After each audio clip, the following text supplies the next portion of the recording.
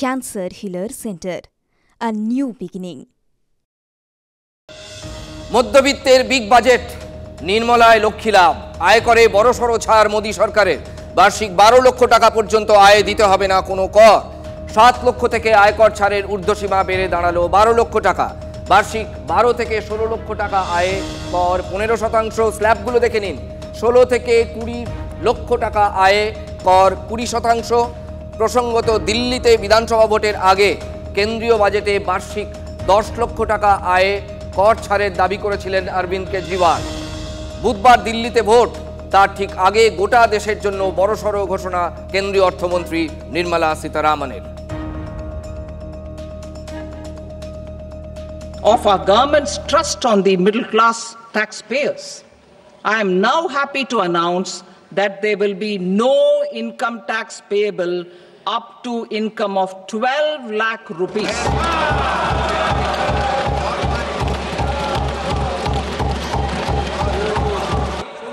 Average income of 1 lakh per month other than the special rate income such as capital gains under the new regime. This limit will be 12.75 lakh for salaried taxpayers due to the standard deduction of 75,000. Slabs and rates are being changed across the board to benefit all taxpayers. The new structure will substantially reduce the taxes of the middle class and leave more money in their hands, boosting household consumption, savings and investment. In the new tax regime, I propose to revise tax rate structures as follows: 0 to 4 lakh rupees nil, 4.8 lakh rupees to 4 to 8 lakh rupees 5%, 8 to 12 lakh rupees 10%, 12 to 16 lakh rupees 15%, 16 to 20 lakh rupees 20%, 20 to 24 lakh rupees 25%, and above 24 lakh rupees 30%.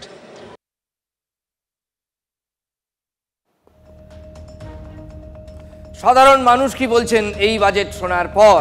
দেখুন আপনার সহনাগরিকরা কি বলছেন। অবশ্যই আনন্দের খবর। এবার সবার capability 12 লক্ষে পৌঁছাক, সেটা আরও আনন্দের হবে। সবার তো সেই এস্টাবলিশমেন্ট নেই, তো এখন যাদের নেই তাদের জন্য আনন্দ নিরানন্দ একই ব্যাপার। খুব ভালো, very good budget.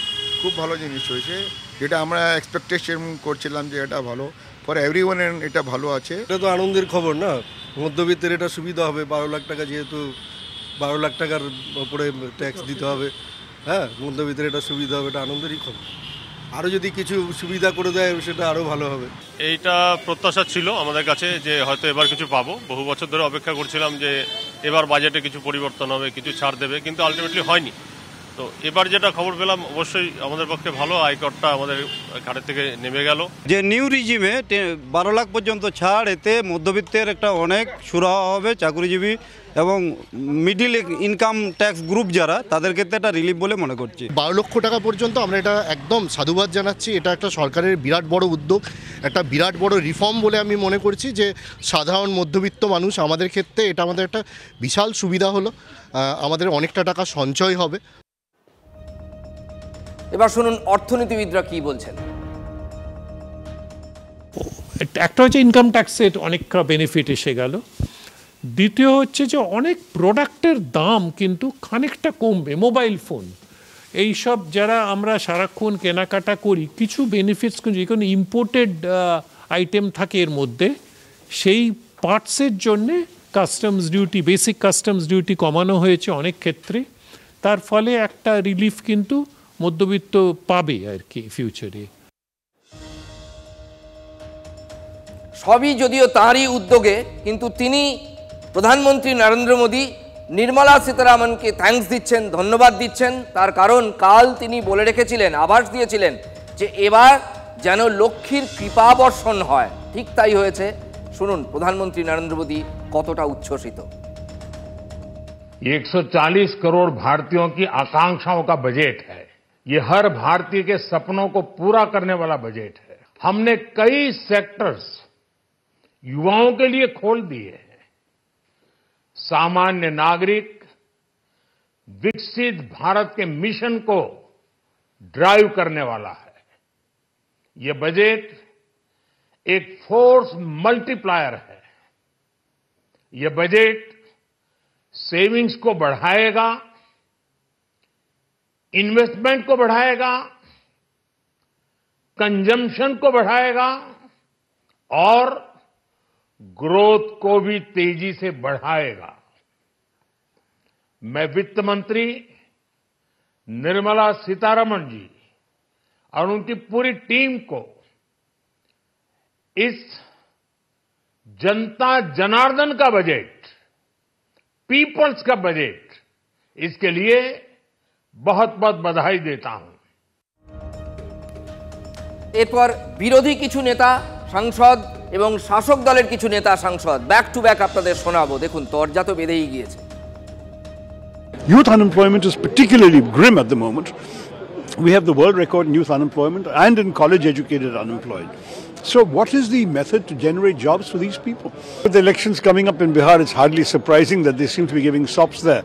Ironic that the party that wants one nation, one election is actually using each election, each state, each year to give them more freebies.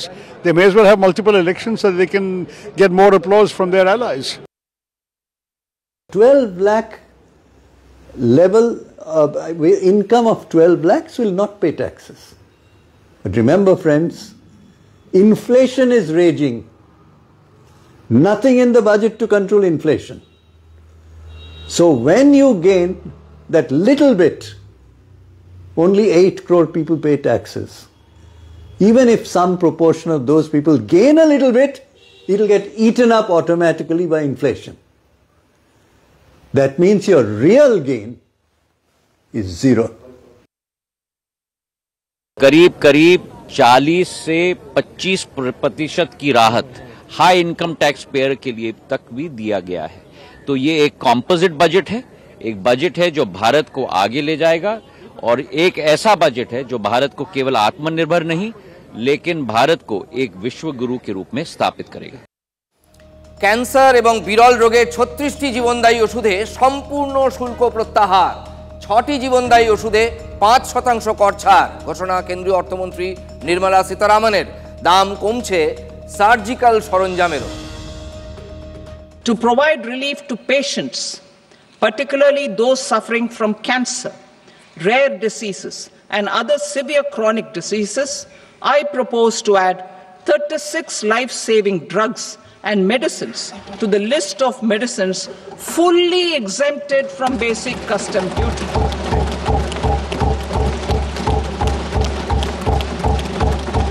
I also propose to add 6 life-saving medicines to the list attracting concessional custom duty of 5%. Full exemption and concessional duty will also respectively apply on the bulk drugs for manufacture of the above. এমনিতে এই খবর শুনে মধ্যবিত্ত মানুষ খুব খুশি। তারা প্রত্যাশা করছেন যে কতক্ষণে এই এফেক্টটা তারা পাবেন, অর্থাৎ কাস্টমস ডিউটি নয় উঠে গেল, তারপর তারা যখন ওষুধের দোকানে গিয়ে ওষুধটা কিনতে যাবেন তখন সেই ছাড় তারা কতটা পাবেন, কতটা কমবে, সেই দিনটা কবে আসবে শুনুন। যেহেতু আমি বেসরকারি ওষুধ কোম্পানিতে কাজ করি, 36টা ক্যান্সারের ড্রাগের ওপরে পুরোপুরি শুল্ক প্রত্যাহার করা হয়েছে। পুরোপুরি শুল্ক লাগবে না। এটা খুব বড় পদক্ষেপ এবং ভারতবর্ষের প্রত্যেকটা হাসপাতালে ক্যান্সারের ডে কেয়ার ইউনিট খোলা হচ্ছে। এটা একটা বিরাট বড় পদক্ষেপ বলে আমার মনে হচ্ছে। সবচেয়ে বড় কথা, প্রায় 36টা জীবনদায়ী ওষুধের দাম কমানো হয়েছে, তার মধ্যে ক্যান্সারের দাম, ওষুধের দাম কমেছে। আর একটা ভালো সিদ্ধান্ত, আগামী 3 বছরের মধ্যে ভারতবর্ষের প্রায় প্রত্যেক জেলায় ক্যান্সার সেন্টার হবে। ওষুধ যেটা খুব দরকার মানুষের, সেই ক্ষেত্রে ছাড় হয়েছে এবং অনেক কমে হবে, এটা আমাদের প্রাপ্তি, ভালো লেগেছে। আমাদের উপকার হবে, খুবই ভালো লাগছে।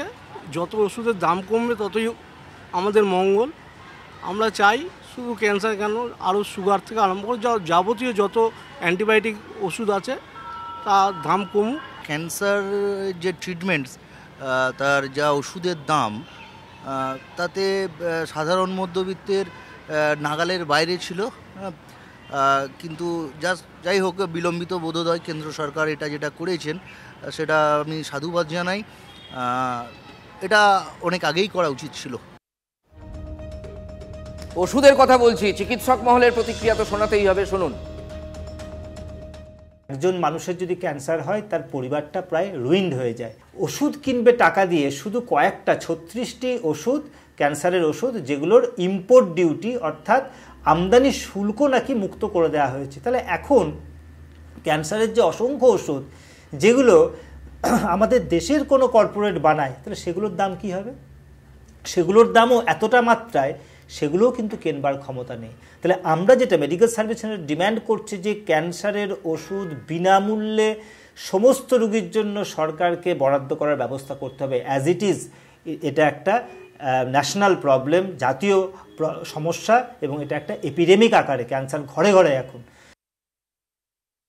সাধারণভাবে যদি জীবনদায়ী এবং ক্যান্সারের ওষুধ সেখানে জিএসটি কমানো হয় এবং ক্যান্সার হাসপাতাল প্রতিষ্ঠা করা হয়, আমরা সেই সিদ্ধান্তগুলিকে স্বাগত জানাচ্ছি। কিন্তু যদি বিরল এবং এই ওষুধগুলিতে 5% কাস্টমস ডিউটি কমানো হয়, সেক্ষেত্রে তার সুফলটা রোগী পর্যন্ত পৌঁছবে কিনা সেটা নিয়েও আমরা সন্দিহান। আমরা এক কথাই চাই, ওষুধ সব জীবনদায়ী সমস্ত ওষুধের উপরে জিএসটি প্রত্যাহার। এটাই হচ্ছে যে আমাদের যারা চিকিৎসা আন্দোলনের সঙ্গে যুক্ত তাদের দাবি। দেখুন, একটা পালস পাওয়া যাচ্ছে জনতা জনার্দনের কাছ থেকেই। জীবনদায়ী ওষুধের কথা তো হলো, কিন্তু এই যে নিত্য প্রয়োজনীয় যেগুলো হয়ে দাঁড়িয়েছে, যে ওষুধগুলো, সুগার, প্রেশার, ঘরে ঘরে রোগ নেই এমন কোনো ঘর নেই, সেগুলোও কমা প্রয়োজন। এই প্রত্যাশাটাও কিন্তু সাধারণ মানুষের মধ্যে আছে। দেখা যাক ভবিষ্যতে কি হয়। সুকান্ত মজুমদার, রাজ্য বিজেপি সভাপতি, কি বলছেন শুনুন।